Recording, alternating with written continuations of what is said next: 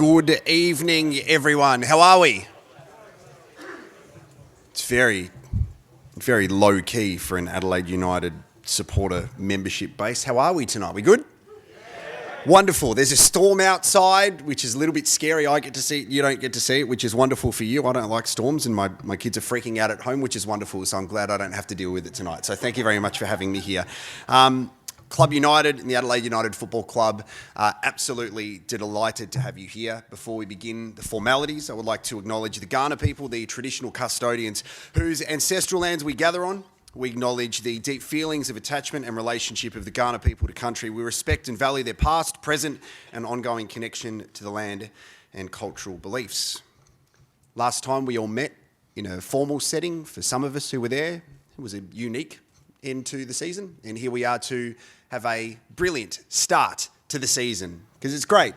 It's wonderful being here for Adelaide United. Footy's almost done. Basketball teams are rabble at the moment. We don't talk about the 36ers, and who cares about cricket, hey? So here we are, which is wonderful. This is great. Let's talk football, which is wonderful. It's really important, and I speak on behalf of all the key stakeholders, including yourselves of the football club, that we do things like this, because you're the people that drive this football club. We want to get results, we want to get wins, we want to grow the community, we want to grow the men's and women's side of the competition, but grassroots as well. And tonight's really significant because we want to have all of your questions answered, and you are the voice of this football club. You're the people that pay your hard-earned, and we understand that 2024 especially is so challenging with cost of living, and you all have a choice of where you spend your money, and you choose to spend your money and, most importantly, your time and your passion with us, and we're really grateful for that. And that's why everybody gets together, just to say thank you, to build up the anticipation for both the A-League men's and women's seasons, but also to give you as much information as possible. We wouldn't be able to do things like this. We wouldn't have a club without the support of our partners, Flinders University, UCAN, McDonald's, Kite Property, RAA, Comway IT, Coan Solutions, and Adelaide Venue Management, who are hosting us this evening, and to Max Events for making the audio work, which is a good thing. I could yell, but then I would have no voice for the next couple of days, which would please some of you and please my family, because I bagged them earlier. We are going to reflect on the seasons that have passed and look forward, because I don't know about you, I feel unsatisfied with how we ended the seasons last year, because we exist to finish top, have a premiership and win a championship. That's what we're built for, right? But there's also so much other things that go into a healthy and stable football club and the business of football. So I'm excited about the future. Hopefully you are as well. We're not only, though, going to talk about the good stuff, because as you have read and seen, the sport, the leagues in Australia, they are presented with their challenges. So we need to address that stuff. You will have an opportunity to ask questions after I ask the questions that you've come up with. So we've heard what you've wanted to ask. I'm going to be reflecting those questions. I'm not going to go off script and make up my own stuff. I might make up some of my own stuff, maybe a little bit. I ask weird questions, and that's okay. You know me well enough. But after that, you will get the opportunity to ask some questions as well. The thing I will stress, if some of the people on the panel tonight, if they answer a question in some of their responses to something else, we don't need to double down on it, because we want to try and get everybody's voices heard tonight. So we get an update from the owners, a reflection on the seasons, the football vision from the future, and a general football update across both men's and women's programs. So to begin, can you please welcome to the stage our first panel tonight, Adelaide United Chair, Ned Morris, Chief Executive Officer, Nathan Kosmina, and a newly appointed Technical Director. Hold on, I've just got to say this right. I want to be authentic, because I'm very good at saying apostolos stamatolopoulos. So I would like to say Ernest Faber. Yes. It's incredible, Ernest, that I've got you here, because for those of you who follow social media, I thought you were still talking to the camera about all the celebrities, the numbers you have in your phone, but it's great to have you, so welcome. We'll get to you in a moment. Ned, hello. It's great to see you here. Hi, mate. Hi, everyone. Thanks for coming along. It's timely that we speak with you, because it's just over 12 months since you've been in your role as chair. So we can now be in a position to reflect on some of the impressions that you've had and some of the takeaways of your role over the past 12 months. Yeah, thanks, mate. Well, it's been obviously an incredibly busy year, and when I addressed this same crowd 12 months ago, there was a lot of stuff that we said we were going to do that we've now sort of done. So it was very much a year last year off the pitch from trying to reset the fortunes of the club to ensure that we've got a healthy and financially sustainable organisation in 5-10 years from now. So we've changed a hell of a lot of things that and brought in a lot of stuff into the club. Sorry. Hold it down. It kind of sounds like you're talking into a sock, but I think that's a microphone thing. Is that better? Maybe I'll give you a different microphone. You know, at the very start, it was really interesting how I said, how good's the audio? I was lying. We'll just see if this works. If it doesn't work, all the best. How's that? Oh, yeah. Closer? Down? Just a little bit further down. So if you could hold it over here and then, just a bit lower. Oh, better? Yeah. Okay. There. Anyway, so we've sort of like looked at how we were going to restructure the organisation. So that meant we got a whole bunch of like, this is boring for lots of people, but it is like vital for the organisation. So we completely set up the whole way that the business is structured, starting with having a new CFO, new accounting practices, and a clear strategy over the next sort of 5 years. What we did was we also had a look at how we could actually do things better, and we wanted to have a look at industry best practice. So we obviously formalised a partnership with PSV Eindhoven. They came out and set a contingent out here to do an independent evaluation across the whole organisation, on and off the field. And the guy sitting to my right, far right, was part of that independent assessment. And it was no strange occurrence that like part of his recommendation was that he was the guy that was going to come out here and fix the football department. But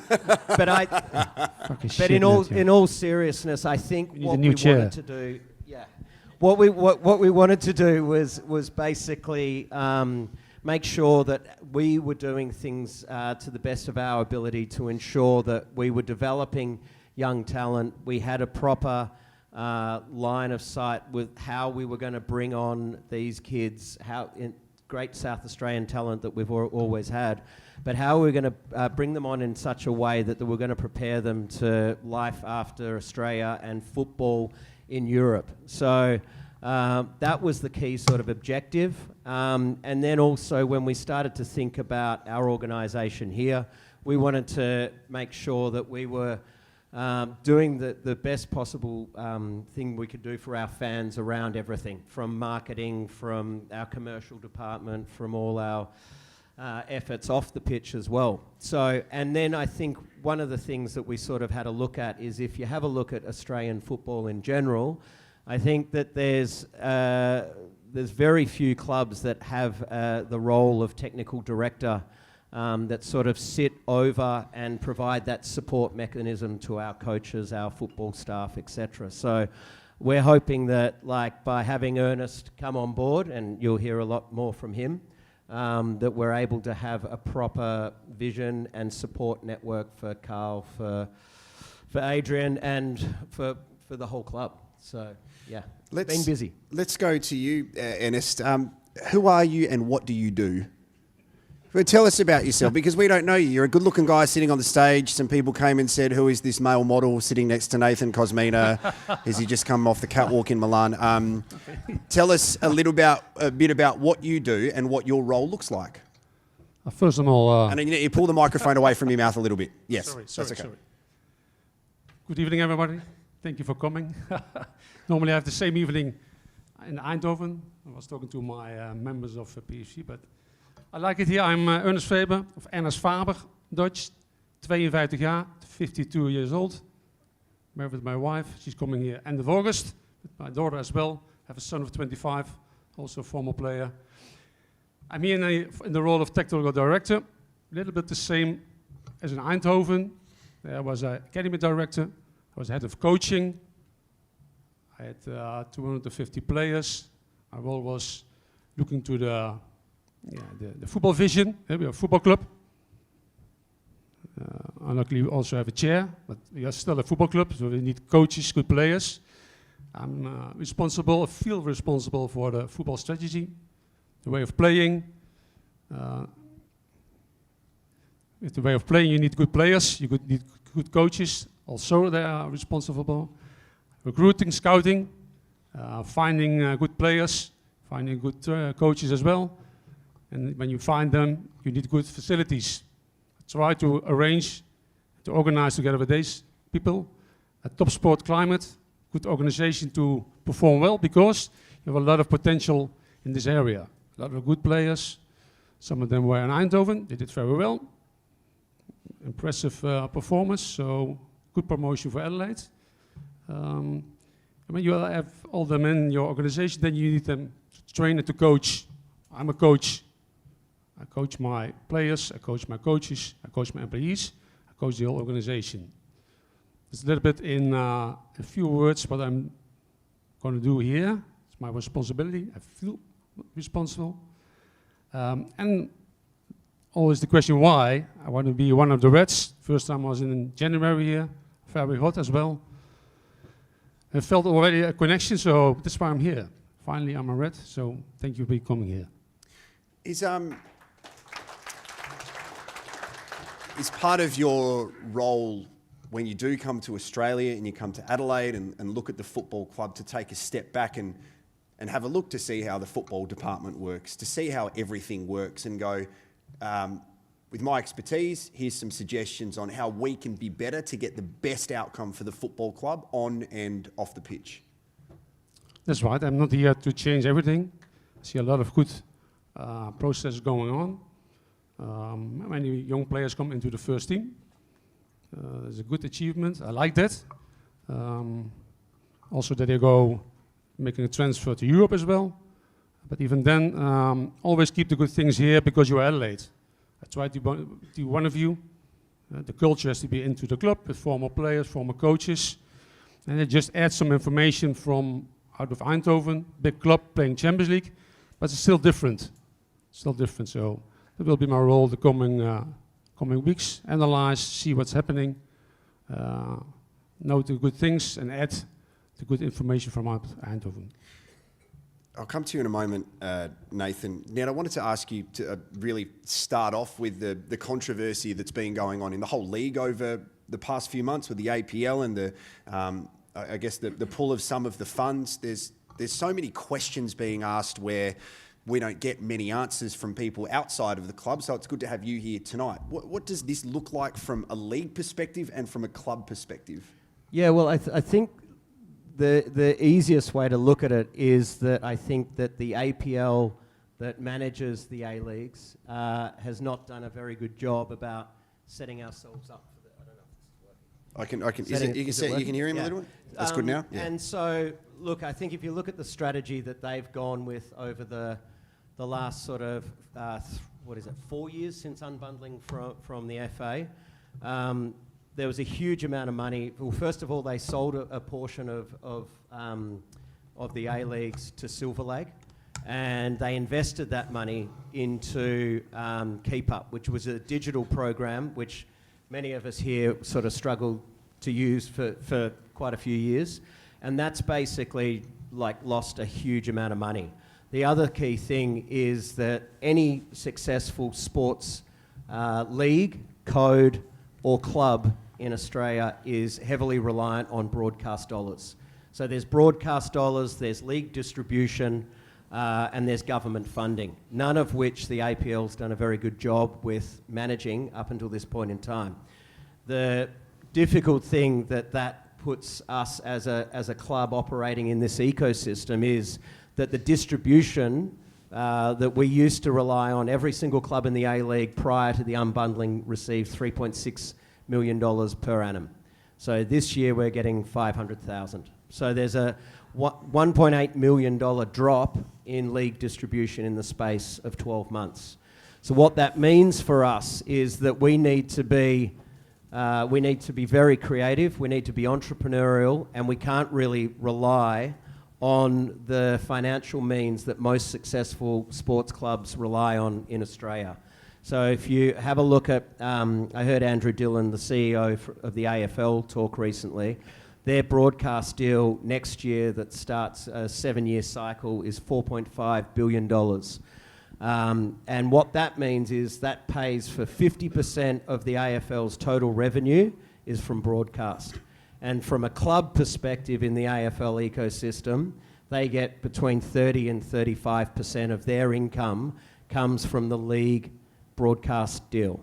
And how that compares into world football, the average football club across Europe gets 40% of its income from its league broadcast deal. We get 4.5% this year. So what we could see this coming really 12 months back. That's why we've worked very hard to set up a lot of revenue distribution models that you would have seen that we've launched over the last 12 months. So we bought Marcelo Carusca's academy, and we've brought that into the club, and that's obviously a pay-to-play type program, which is the way that it's done in Australia. Ernest felt a bit strange, but that's how kids sort of play and get involved with organisations these days. So we've got that to sort of generate revenue for us. We've launched a diploma with our front of shirt sponsor, Flinders University, and we get a revenue share from that. We've gone and applied for and successfully received a small amount of government funding. We put together a Women's World Cup legacy strategy that we got a little bit of funding for.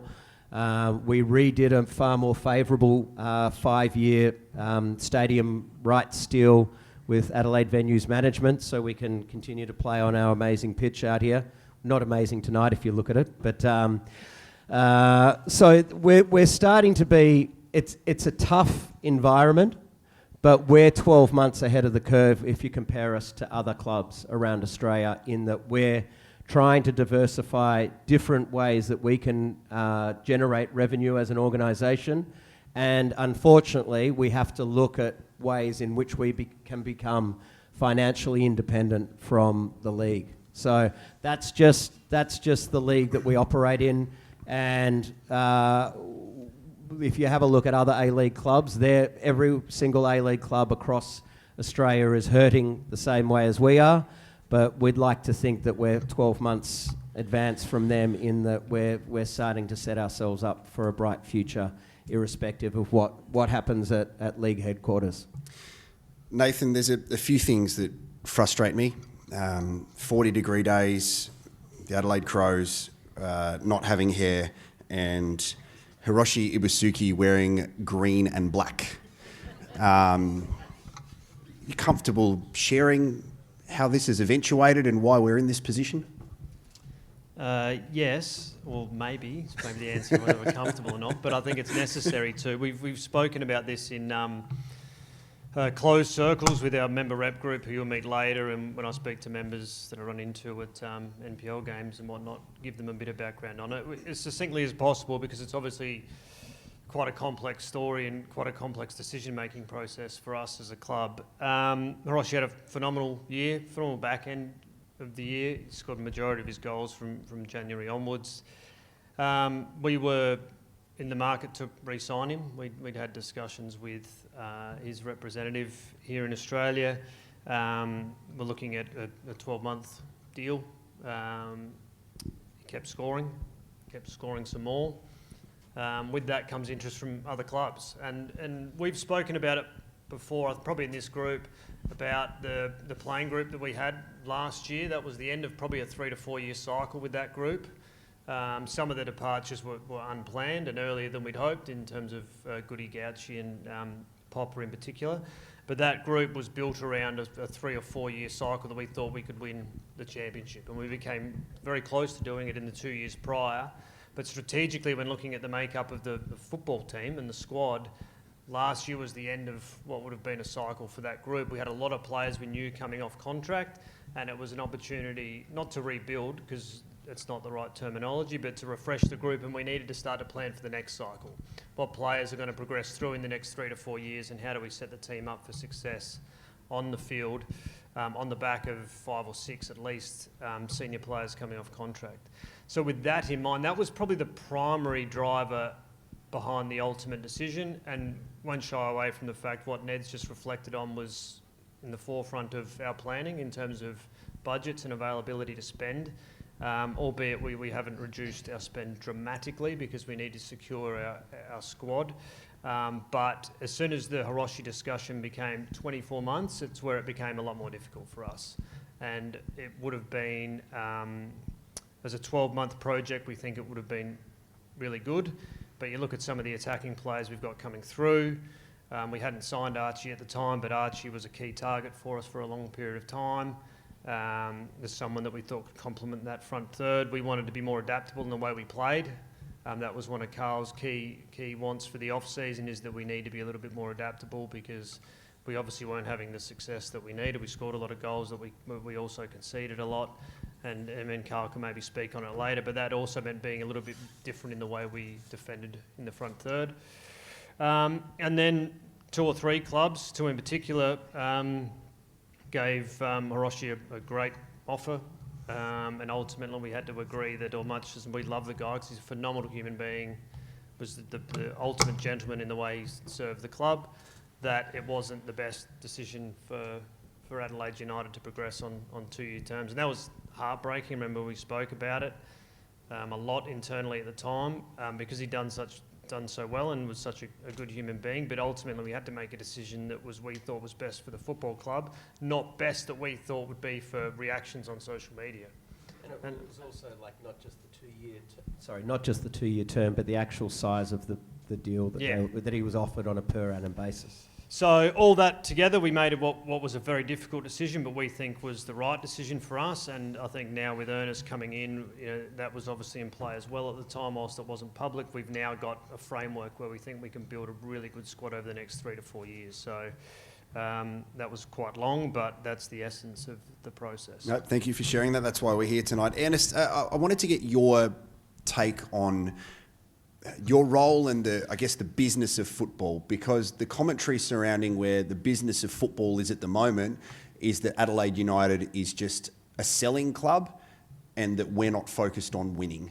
So how do you find that balance? And is that something that's really important to you yes, we have to sell players. That's the reality of football, but winning a championship is equally as important, if not more important, to this city. No, I understand, but even in Eindhoven, where there's a lot of money, you have the same system. You buy cheap players, you develop them, you train them, and then you have to sell them as well. Because there are bigger clubs like Real Madrid, Man United, Man City.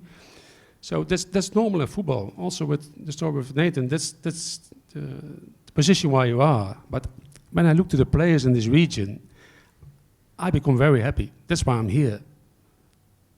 There's a lot of good players here. Always for a good player, next to him an experienced player, that would be the ideal combination to get them better. And then, if we are playing for the championship, we hold them to our chest, the good players. We wait, because then you become champion, you double the value of your players. But even then, also in Eindhoven, every 2 years in the football vision, they had to make a big transfer. And it's always your best player, always. And if it's your own player, then it gives you a lot of money. That's the business the case there is in football. Except for Real Madrid, but even then they are raising their own home kids, because that is the business model.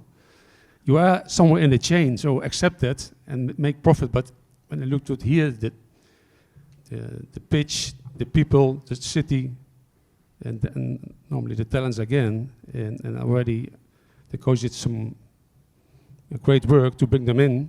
You sell already some good players to Europe. So you have the name that you are a good club. Yeah, not that you have a good club and not winning. Yeah, you win, but sometimes you have to make a good choice for the business case. And in the end, you will win always, because you get more players into the first team, more good players, more race players. So I'm happy. Don't worry. We will win the championship at the end, but always be patient in football, because the timing is the most important thing there is. And I just jump in there, because I think one of the key things strategically that we wanted to do, because that is the nature of football, it's certainly the nature of football in Australia, and I think I've heard Nathan say many times that we're not going to stand in the way of players who get offered to go overseas and realise their dreams. That's what they're trying to do. very few players will say, like, when they're starting out their careers, they want to just get to play in the A-League. They want to play in the A-League to prove themselves, to get noticed overseas and go that way. So if that is the model, then what we need to do is make sure that we're nurturing talent, and we're nurturing the talent in this state to the best of our abilities. So when we did the independent analysis with PSV, and we had Ernest here, and we spoke to him about his experience running the youth academy at PSV Eindhoven over the last 7 years, that's what we want to bring here. So we want to bring a very clear mission to the way that, and that's also why we bought Marcelo's school here to build the youth development program, so that we've got kids coming into the club from age 5, and they're learning certain bits and pieces. Some of them might not go on to play for the club, or might not want to play sport past, age 10 or whatever it may be. But there is elements and a clear direction in the philosophy that a 5-year-old comes into the club now that wasn't there 12 months ago, and that continuity goes all the way through to Carl's squad. And Ernest is going to help get that DNA and that vision and that directive right. When Adrian Stenta comes up, we've got some questions about the women's program, which are really important to us, so we will do that. I'm mindful of time, and I want to give you the opportunity to ask questions at the end. Ernest, I want you to help me out with something, because I'm confused at how football transfers and the loan system works. So is it Julian Quaital? Am I saying his name correctly? Perfect. So normally what happens is the big club makes the signing and they loan him out to the smaller club, but we've got a player that we've loaned down and we're not going to see him this year. How does that all work? I need to understand it. No, here we are working with pathways. And Julian was a very good talent, already played in the first team and was training there. But he's a left winger, and he played in this first team as a right back. So he was a little bit struggling at the end. Do you want to just explain to people what the actual deal is? Because some 'cause people I don't might not know what happened. The confusion for some fans is that traditionally, big clubs sign him, loan him back to the smaller club, but we've signed someone and said, "Hey bro, thanks for coming, see you soon." Yeah, this is right. Wasn't the description I was looking for, but yeah. younger players, and he's very talented. They have to play. And oh, sorry. Now, younger players, you have to play games. You have to be in competition. And he's a great talent. I believe in him, but I want to be sure that he's playing every week. And I was not sure that when we bring him here, he would be playing every week a game in the A-League. It's a little bit too high, but now he's going to the second level in Holland. And he will grow very fast. And the aim is to bring him back into Adelaide, because he's a great player. But he's still young, and I know and I experience that the travel to Australia is a big step. It could be maybe too early for him to already bring him in at this age. So now he's going back to FC Eindhoven. He's one of Eindhoven, to play the games, get some more resistance, more experience. At the end, the aim is to bring him back here to Adelaide, or maybe we make him a transfer to another club. I guess that's also the benefit of having the relationship with PSV, that we're in a position where we can do things like that, so we can develop talent and bring them back into our team when we need to, or look at more so the business of football. So we appreciate you answering that one. I did have one more question for you, Ernest, about the squad at the moment. Some of the correspondence and what some of the fans have spoken about are players who are trialling with the club right now, and I guess the name which is thrown up the most consistently is Jordan Elsey. Yep. So we do have potentially a centre-back position available. Is he just someone that you're keeping an eye on as he goes through his rehab for his knee, and then the club makes a decision if and when they feel it's right? Well, first of all, we have the philosophy that former players always can come back to train. He's coming back from an injury. I think he's a good football player, but still be training to come fit. So we offered him the chance to join the team, and we will see in the future if he will stay here or maybe go to another club. We have no assurance for that, but he's training with us. He's within a couple of weeks able to play some games, and after this we will see again what his future will be here or somewhere else. Nathan, briefly, can you touch on the potential of having some double headers with the men's and the women's team? I think they're a really exciting prospect, especially when both teams are playing really well, and it's a great way to show the same respect to the fans of our women's team as well and give them that opportunity to play here. Is that a discussion that the clubs had with the A-Leagues in the off-season to say we would like some more of this stuff?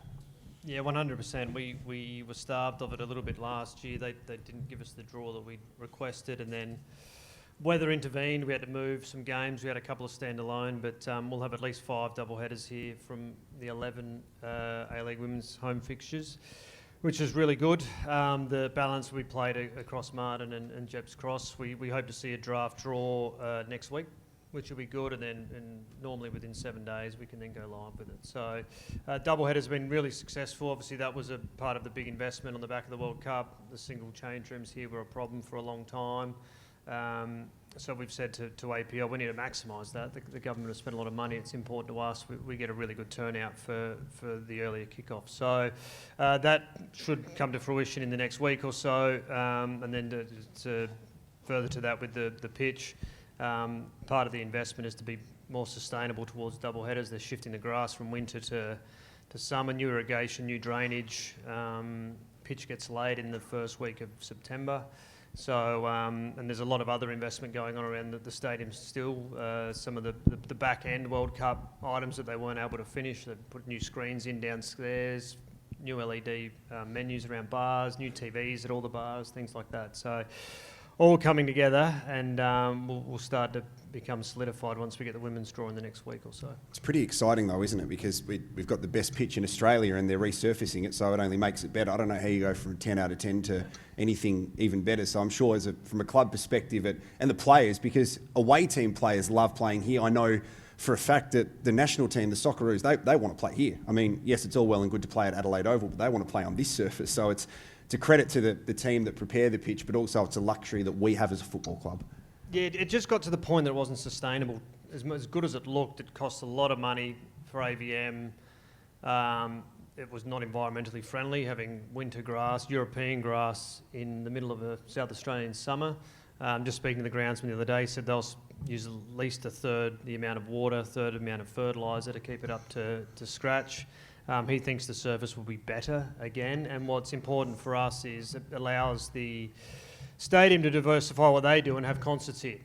For those that were here for Foo Fighters, that was really good. Traditionally, that's been a big problem for us because of the damage it does to the pitch. Shifting to Cooch will make the pitch a lot more sustainable from that respect as well.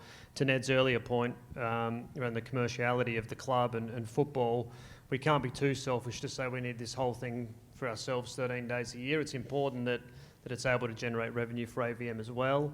That underpins a lot of this investment. So the pitch was part of that. At last was upgraded in 1991. It's going full USGA spec for the golfers in the room. So what does that even mean? You just said letters then. What does lots USGA of, spec mean? Lots of gravel and sand. Okay. And me and the turf guy, Simon, talk a lot. I'm always getting tips from my backyard. Well, that's why your front yard looks amazing. Yeah, in the end, it'll be a phenomenal setup, better than it was if that's possible. Awesome. So that means when you get to do Macca's play on the pitch at the end of the game, you get to go and experience the surface. Just don't flog any like Nathan has to put in his front yard. Can you please put your hands together for our first panel tonight? Ned, Nathan and Ernest. Thank you, guys.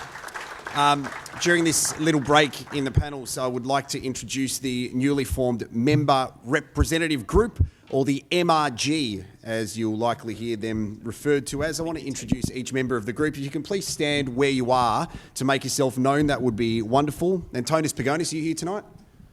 Good. Well, there you go. It's a really good start. He's not even here. Wonderful. Well done, Antonis. Nobody say that I mentioned his name, all right? Say that we forgot him, which is wonderful. Is Brian Warner here? Okay. Everyone gets a round of applause. Please put your hands together, Brian Warner. Benjamin Hampel. Carol Strong. Will Henry. Tracy Henry. Megan Williams. Edward Cottle. Megan Scott. Robbie Anderson. And finally, the MRG chair, Joe Elwood. Joe, we're going to hand you a microphone. So, and I kind of went a little bit skew-if with the individual round of applause. Can we give them all a round of applause, please? Joe, what the hell is it? Tell us. G'day, Jarrod. Well, we're here for a number of reasons. The first reason is to actually show these guys how to hold a microphone. That's a drive-by. Look, bit of background, folks. We were formed about 12 months ago on the back of an initiative by the APL following its rather unwise decision to host the grand final in Sydney. And one of these MRGs have been formed in every club around the country. Over the last 12 months, we've been doing three key things. Number one, we've been getting our act together in terms of deciding who we want to be as a group and what we want to do. Number two, we've been getting to know the club and establishing a relationship with the club. And I think I'm pretty pleased to say that we have that level of trust with the club and the club trusts us. And thirdly, and it's been quite deliberate, we don't want to be seen as an initiative of the APL. The reality is for us is that as a group, we're here to act as a conduit between the members, the fans and the football club on all matters affecting you as members, whether that's on the pitch, off the pitch, your match day experience, what you want to see and hear. We've been able to work with the club to establish a portal on the website that will be able to actually gain your views, gain your input, ask what you want us to ask so we can ask the club. And then we act as that conduit on behalf of you. And this group here are a bit of a motley crew, but we represent, I guess, the whole of the Adelaide United family in terms of 20-year memberships, people with a disability, people with families that go on a yearly basis. But we're all passionate about the football club. And we're also passionate about the fact that we want you to be passionate with us. So the reality is that if you want to be part of us, please reach out through the portal. You're going to be hearing a lot from us this year, not just through the portal and on the website, but also through forums and also through social media. And our reality is that all we want to see, if this is supposed to be the People's Club, there's a reason. And it's you guys as the people and the members to make that work. So thanks for listening. Cheers. Joe, just quickly, you mentioned the portal and the website and the email. What's the website and the email? So on the Adelaide United website, guys, there's actually a portal to actually introduce you to what the MRG actually is. Awesome. Who we are, what our terms of reference are as a group. But what it also does, you can actually get in contact with us through that portal. So you can send an email to us about any issue that you have, and we'll do our best. We are a volunteer group to get back to you as soon as we can. But as I said, we'll also be reaching out to you through social media to determine what your wants and needs are for the football club for this season. Thank you very much to Joe, to the MRG and everyone apart from Antonis Pagonis. Thank you. Let's go to our final panel of the evening. Can you please put your hands together for the head coaches of our men's and women's teams, Veart and Adrian Stenta. Nathan, as the guys are making their way up, and it'd be great to get the thoughts of Carl too. I spoke about the national team, and I'm just so excited that we get to have the Socceroos playing in Adelaide, which is wonderful, but also we get to have the Socceroos playing in Adelaide following the Matildas playing in Adelaide that featured Charlie Grant, but we get to have a handful of Adelaide United players playing for our national team, because a while ago we used to cling on to the fact that Thomas Deng grew up in Adelaide, but he was a Melbourne Victory player, so we hated doing it. But now we get to say players that wore that red shirt get to wear the green and gold, and we are outnumbering so many other players. So it must make you really proud, and then I'll get your thoughts, Carl. Yeah, it does. Carl will be able to speak to it more specifically because he's coached every player representing South Australia in that team. But it is good. We talk about it from time to time, the glory days, which is really Carl's playing era when the great South Australians, majority came through Adelaide City at the time, and their mid-80s and early 90s success. I think we're reliving that now with the South Australians that are representing the national team, and we're talking about having an event that week, but the problem we have is I don't think we can actually cater for the number of ex-Adelaide United boys in the squad. So really good promotion for us, but I think more importantly a promotion for the work of Carl and the coaching stuff, not just now but through Football SA and probably over the last decade. How good summer in Adelaide, Ernest. What about this rain outside, mate? How good, eh? Thank you for this weather. I'm home. Yeah, it's the worst. Everyone today was excited that the warm weather was here, but now it's just going to get stuffed, which is fantastic. Carl, what about yourself? I mean, we look at someone like Joe Gauchi now that Matty Ryan didn't play in Perth, and Joe looks very comfortable as someone that's the next choice, and in a couple of years we're probably going to be talking about him as the number one, which is, it's exciting to see someone that's so fresh out of playing here. Yeah, most definitely. And as you said, we've got 4 or 5 players that, not long ago were playing out there, and it's great to see that, and I'm very proud of being involved in all those guys' development.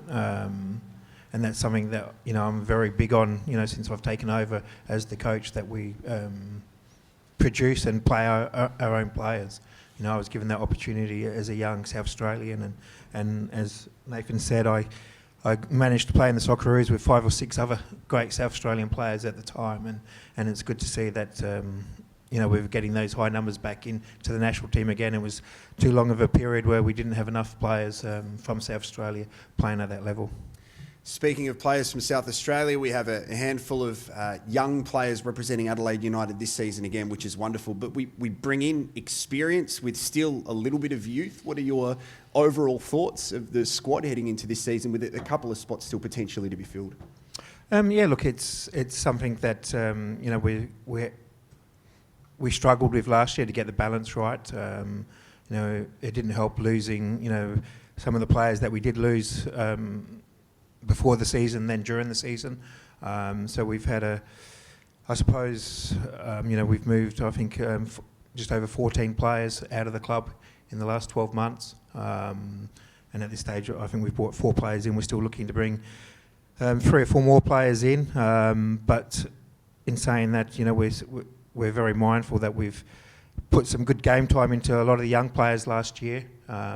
Yes, they didn't get to the level that we'd hoped that they would get to last season, but we definitely think they will get there this year, with that experience that we got, 20, 30 games into some of those boys last year, and we hope to see them kick on this season. We've still got a lot of our young players. When I say, a lot of clubs talk about young players, most of our young players are under the age of 21. So we've got a lot of growth there, and we're hoping that those young players kick on this year. But as Ernest said, it's important also that we bring some good quality players to play next to them, and we've done that. We're bringing Veart in, and we're still looking to bring 1 or 2 more good quality players to help those young boys along. Just before we go to Stents, Nathan, I want to ask you about 2 of the more recent signings, Panna and Ethan Aligic. I mean, they've got long-term deals. Does expansion come into your mind with that, because we want to lock down these players for as long as possible because they're good, talented young players, but these are long-term deals that really are unheard of in the A-Leagues? Yeah, there's a few elements to it. I mean, first and foremost, they're good players that we think can not only become very good A-League players, but potentially make the move overseas. But you've seen it in the shifting dynamic across the league. I think in the last 12 months, the Adelaide United and Central Coast model has effectively been adopted by every club. Even the big boys that would normally not entertain anyone, sort of even under 23, when you look at the average age of playing groups across the last 3 to 4 years, they've been coming down. I think the last 12 months, and more specifically the last 3 months, they're dropping even quicker. So there's an element of that. It's a competitive market with young players. We're a breeding ground for Socceroos, as we just said, and a lot of clubs are actually approaching young SA boys now, trying to get them to make the move into state. So there's an element of that. It's to give them the certainty in the pathway that, we're going to back you in and give you not a 1-year deal where you just 3 months later you're worrying about whether you're going to get renewed. We're going to invest in you and put the onus on you to invest in yourself, to take yourself to that next level. And overarching that, it does play into transfer strategies and everything else. But ultimately, it's about providing security longer term for our best young players to make sure they stay here as long as possible. Stents, the A-League women's off-season and pre-season is long, to say the least, and we lost a lot of players in the off-season. I'm absolutely buzzing to see that Matilda McNamara is coming back to the club, which is brilliant. For you, what have you been working on in the off-season? Because last year was really disappointing, so you want to make amends for that. How have you started going about that, and are there any potential signings in the future? Yeah, well, it is a really long off-season, and the benefit of that is that it's enabled us to have some really frank discussions with the staff and the playing group about what actually occurred last year, why that happened and what we need to improve on. So time has allowed us to be really in-depth with our review. And then once that occurs, we quickly moved into planning for this coming season, and saw an announcement today about Matilda returning. She's in the prime of her career. She'll be a 25-year-old returning player who we think will add a lot of value to our squad and be an excellent addition for some of our younger players to learn from. And as she alluded to in her interview on 10 News, there was some competition for her from other clubs. but she was keen to return here, which speaks volumes about the club and I think the direction we want to head in under her. We're going to continue announcing players over the next few days, and tomorrow we'll announce the re-signing of 3 young South Australian locals who have been doing really well in the off-season in the NPL. That's Mallory Mullen, Zoe Tolland and Katie Bowler, and also an interstate player, Sarah Morgan, who played with us last year as well. So we are retaining a fair chunk of our squad from last year, but we've obviously needed to make some significant changes off the back of what was, as you pointed out, a disappointing season. I love the signing of Mallory Mullen because she worked her ass off to actually get back into that squad, and it speaks of the resilience of players that sometimes you might think that your career's over, but you work hard and you show you got the values of Adelaide United, you can actually work your way back into getting another contract. You must be really proud of how she's applied herself. Yeah, she's been in excellent form for West Adelaide. She was great for us last year off the back of a really frustrating long-term injury, and it's just a signal of intent for the way we want to move forward with this squad and with this group. Carl mentioned before about getting the balance right, and we didn't get it right last year with our women's squad, so we're really doubling down on a lot of SA talent. We're trying to reward players who are performing well here in SA and provide them with a pathway, and then sprinkle in some quality from interstate and overseas where we can to support their continued growth. And we want to see them develop into the best players that they possibly can be for our club, but also, like Matilda, have an opportunity to represent their country, go play overseas in Europe or somewhere else, America maybe, wherever you might want to be, to continue your professional career, but also always have a home to come back to in Adelaide when they want to. So I'm really pleased to be able to share that news with you tonight. It's a bit of an exclusive. It'll be announced tomorrow about the re-signing of those 4 players, and then there'll be more signing news over the next couple of weeks as well, as we lead into the exciting news of the draw being announced soon too. Carl, I want to ask you a question, and you can answer it any way that you like. Is there a bit of relief now that last year's gone because of how significant a player Nesta was, but what came with that was a lot of distractions with the media, the buy-in signing, when's it going to happen, the fans wanting to see him come on the pitch at any opportunity and score a goal. We love seeing what he's able to do, and he was subbed on for Harry Kane the other night, but ultimately it's a team of more than one player. So do you have a bit of relief to go, awesome, it's time to actually bring everybody back on the same page, back on board, and we don't have that distraction? It sounds disrespectful, I'm not meaning it that way, but it was a technically a distraction. Yeah, look, it was a difficult year, and I'm so pleased to see the steps that Nesta's already made over in Europe.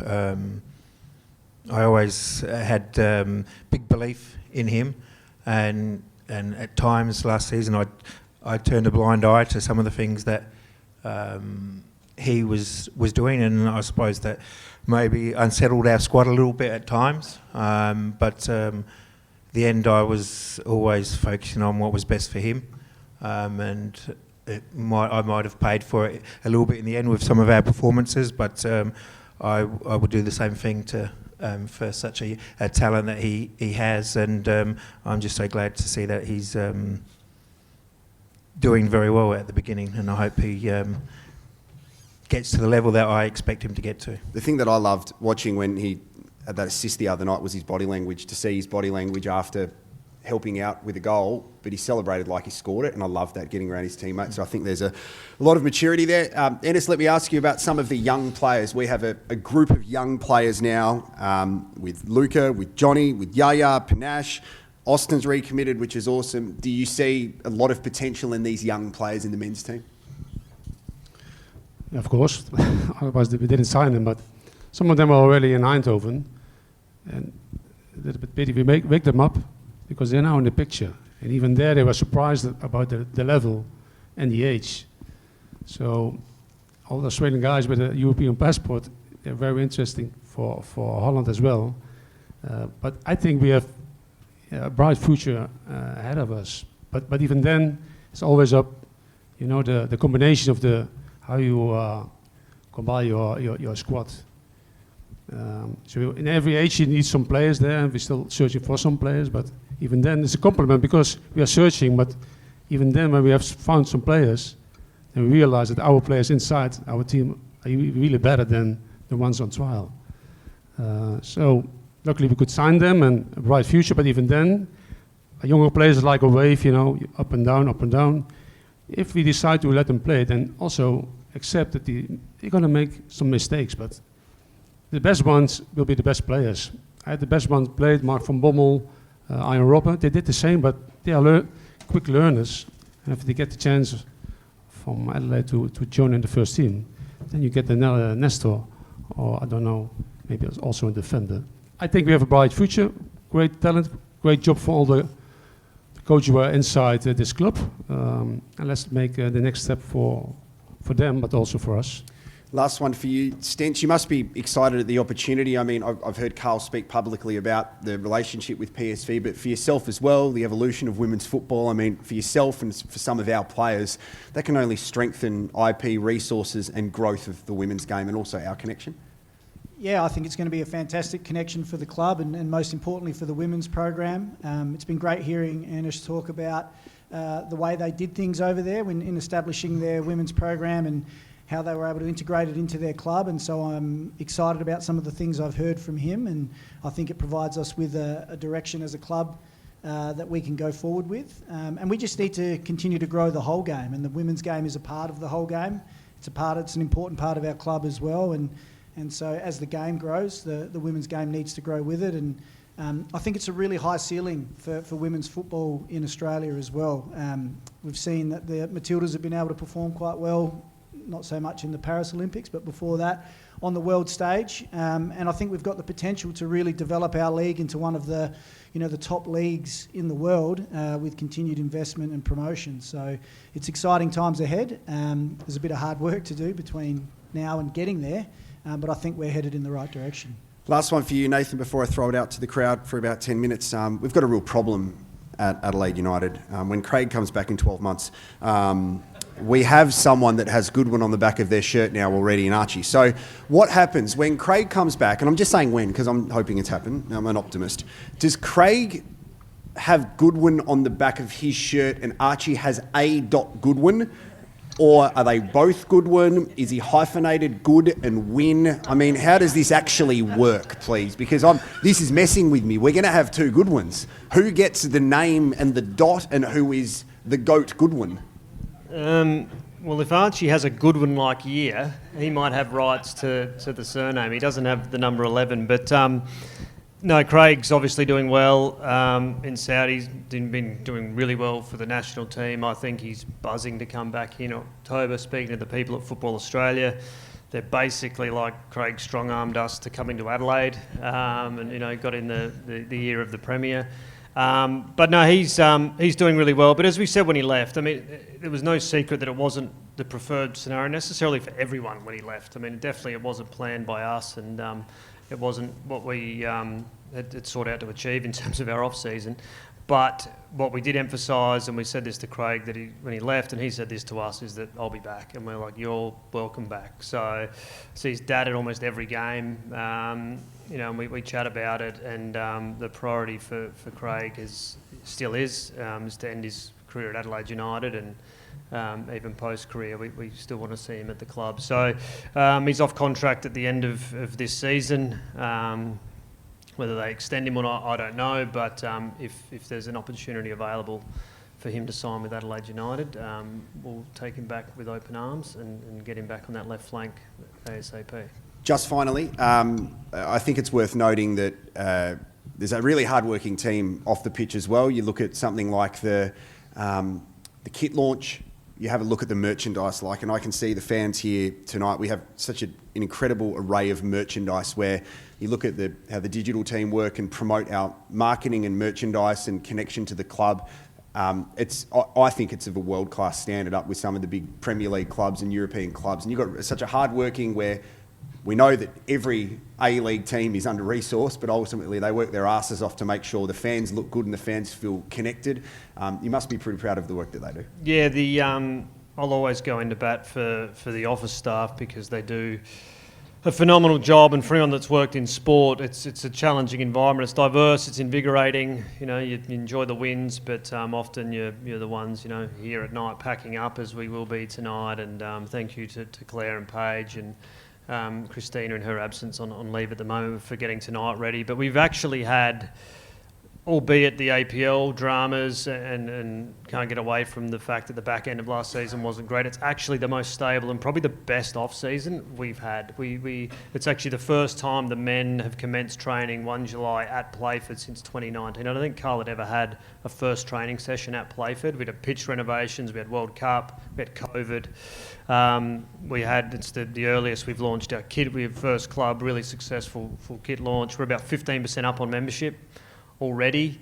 Funnily enough, we went on sale, not by design, the exact same day last year. We only realised that when we started counting the numbers, and we're well up, which again, we don't necessarily have the right to do that on the back of a not great season, but I think it just speaks to the cultural value that we've been able to build with everyone over a period of time, and hopefully we've got the trust of the members that whilst we don't always get it right, we will move heaven and earth to make sure we get it right on the pitch. And this season's been really, really good. I mean, we're really excited about it. It's the longest season, off-season again, by 4 weeks this year compared to even previous years, so we've got a long way to go, but everyone's done a phenomenal job year to date, and now we've just got to get a good cup result, kick off the women's program in a few weeks, and be out at Coopers and back here on the 26th of October.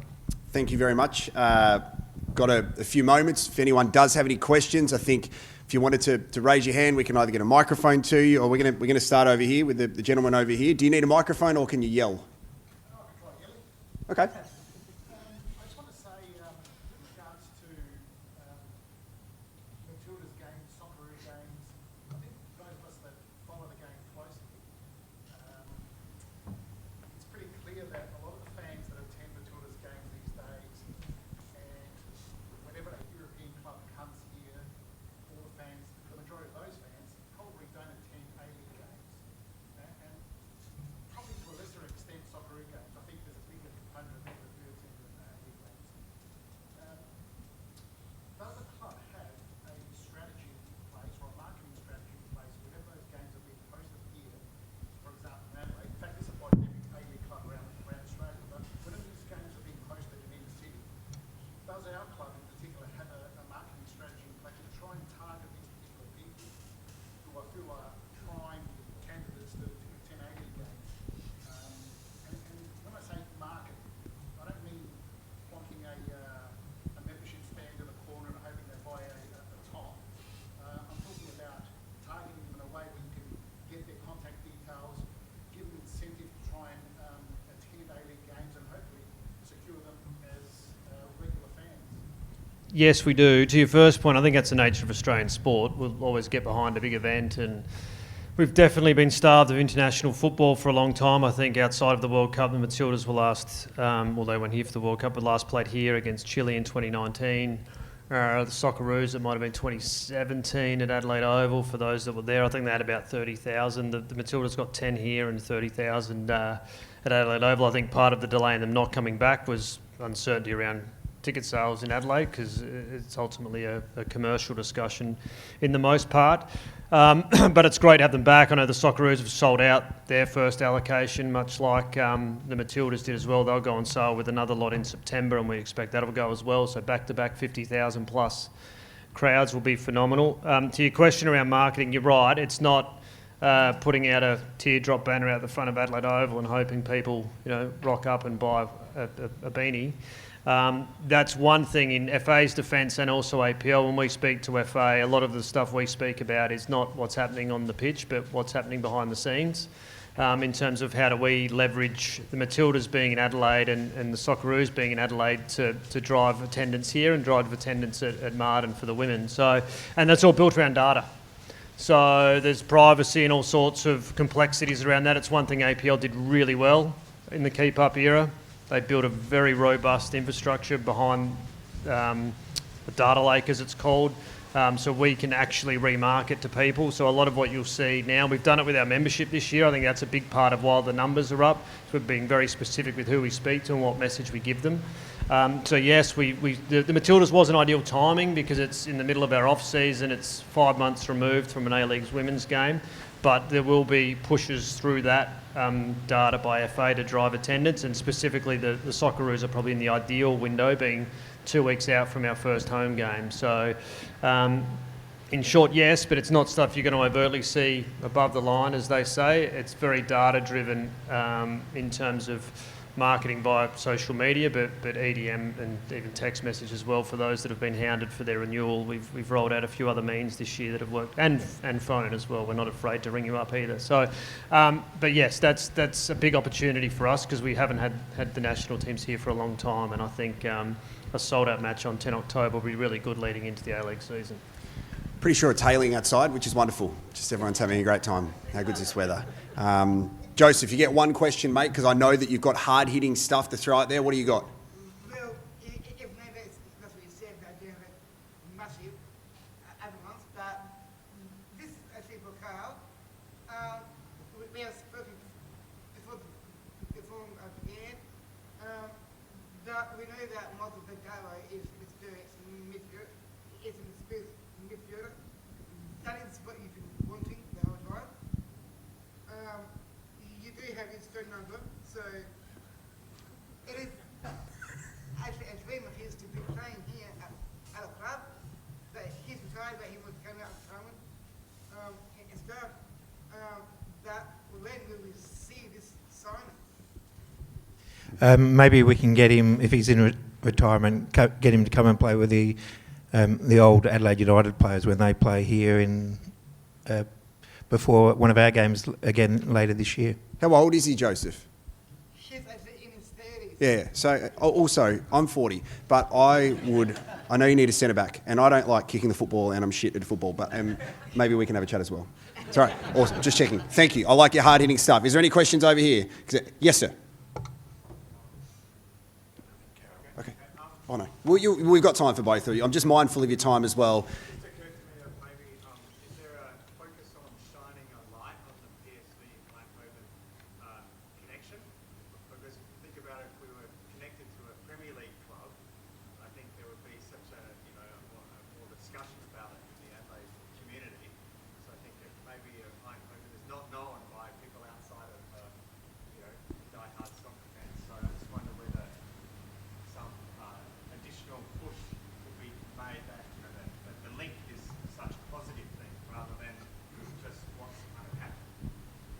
Yeah, there will be, but what is really important with the PSV partnership is that it's not a window dressing exercise or there to sort of wear along with a club in Europe. You know, see a lot of, nothing against them, but a lot of schools do that. You know, for us, it's really built around Ernest's IP.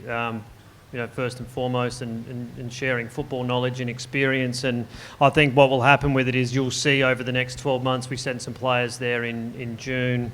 Little bit of publicity around that, but just starting to slowly drip feed. You'll see more initiatives over it's 3 years, so you'll see more initiatives over the next 12 months and 24 months with sharing of IP from a football perspective, but you know, sending players, sending coaches, male and female. We're sending office staff over there as well.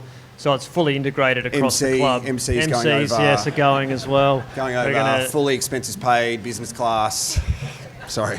So, yeah, in short, yes, but we want to make it crystal clear that it's not a window dressing sugar hit exercise. It's actually a proper partnership built around IP and knowledge, and it's in month 2, I think, now of its life cycle. So it's very much early days, and obviously with Ernest only arriving a few weeks ago, it will mature more and more throughout the season.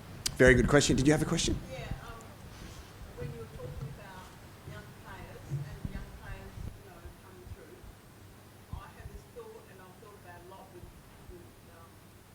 other young players, about their mental health. Like, there's a lot of pressure on these young boys, and, you know, you feel like, you know, yes, they want to be great, they want to be fantastic, they want to go overseas, but how do we nurture their mental health? The nurture will be me. Sorry? I will be the nudge. I will be the nudge. I will be the nudge. He's going to be the nurturer. Yeah. I have the same pathway 40 years ago. I did the study for that, so I will take care of that, the youngest talents. I will guide them as well. I did it every year with 350 players from PSV Eindhoven. But even then, we are searching for new expertise to bring into to our organization because we are growing. PSV is a little bit an example for us. We started at the same position, same way. They were working together, collaboration, very important region, high-tech companies, people's club like you, and then step by step, giving the young players the chance, experienced players next to them, so they could share their life experience, brought in some experience and expertise, and 40 years later, now they're playing Champions League. They have not the highest budget in Europe, but they are smarter than the rest. Now, I will do that in the first steps here, and let's make the other steps in the coming years. But as you know, it costs a lot of money. So first of all, I will take care of that, but then when we have success on the pitch, we get more money, more value. We have to sell as well, but then new ones come in. And that's the system how it's going to work. So I agree with you. A lot of pressure there, but I can help them as a former player, as a former coach, as a former academy director, but also as a former father of a player, young player, who has to stop playing football with 2 ACL. We always look to the shining side of the medal, but I agree. The other side is much darker. So I will guide and help them, for sure. And correct me if I'm wrong as well, the club has a really good relationship with the PFA, where they will come over here continually, whether it's in person or virtually, and talk to players about how to manage their finances, how it can come and go really quickly, how to make sure that agents aren't trying to take advantage of them. They're constantly in contact with players who are overseas or players from overseas here, and making sure that they're in the right mindset as well. So they do have, they have got a big support network. There's former Adelaide United players involved in the PFA as well that are making sure that both parties are kind of taking care of that, because it's a reality we don't talk of. We say it's all well and good. Nestor is overseas playing in Germany, but we don't know what he's going through without his family and the support network. So it's certainly there. It's a good question. We've got time for 2 more. So I've got the front here.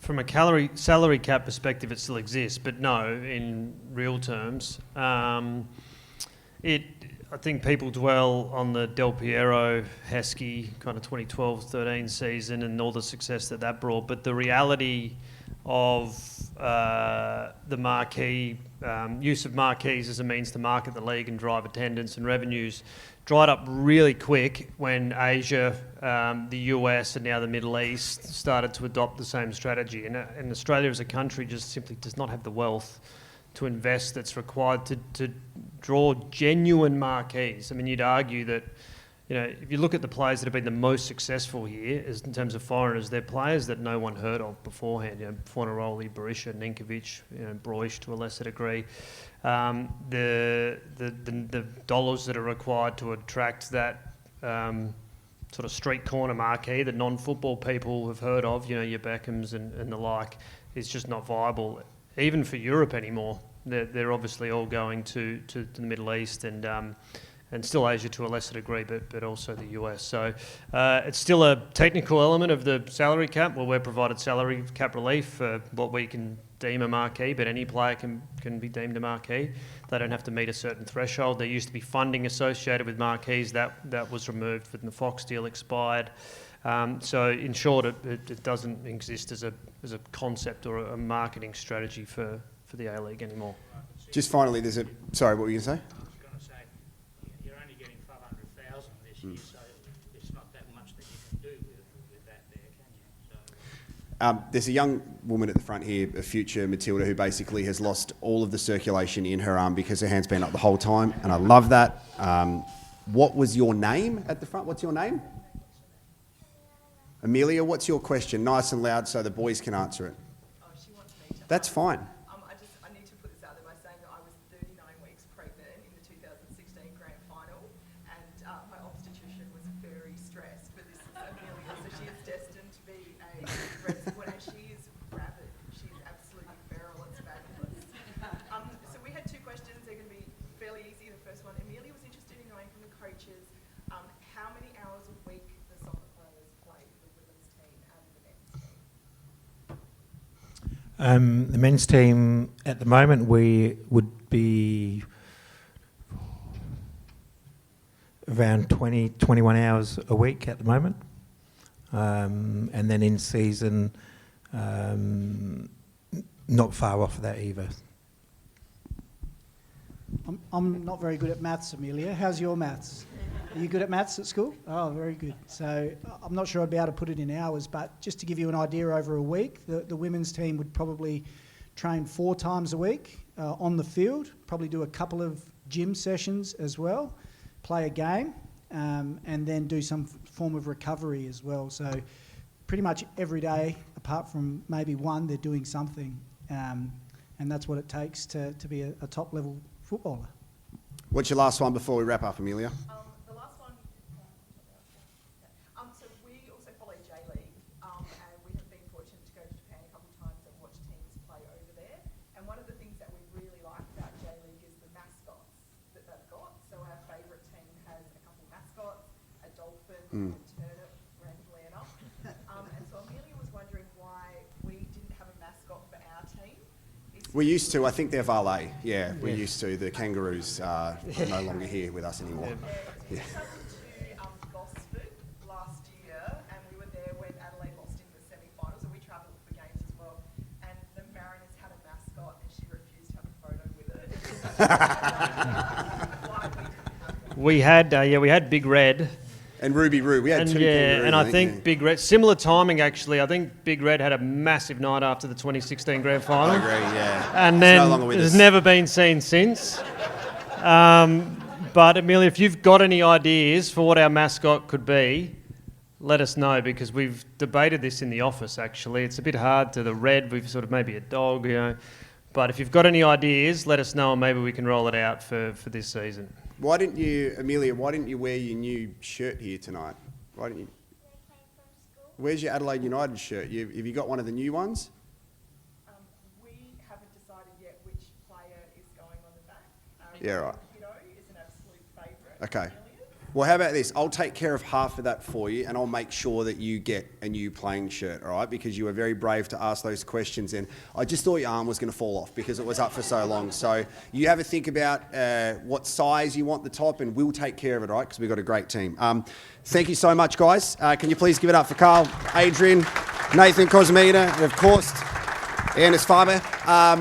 Now, as we wrap up, because some of you might be making your way out to try and get through the rain, good luck with that, we actually do have another prize to give away tonight. So if you have a look under your seats, apparently the winner will have a piece of paper stuck under their seat. It's an opportunity to see other people's seats as well if they're not sitting on it and just steal the piece of paper. If you've found your piece of paper, let us know.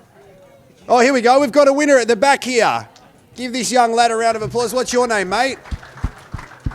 What's your name? Sean, you've won a piece of paper, so congratulations. Well done. All the best. No, mate, we are going to... This is actually amazing. So you're going to get a shirt from the new squad, but it's going to be signed. So you get to choose whether it's from the men's or the women's squad. So you can have a think about that, and we'll sort it out for you as well. So thank you very much for being here tonight. Everybody, hopefully you had the majority of your questions answered. If you have some really pressing ones, I'm sure the gents can answer them offline, or you can contact the club. But as I said at the start, I'm mindful of time, but it's a really good opportunity to address some of the issues, the questions, and of course show our recognition to you, the supporters, with both seasons not too far away. So thank you very much for being here tonight. We really appreciate it, and get home safe.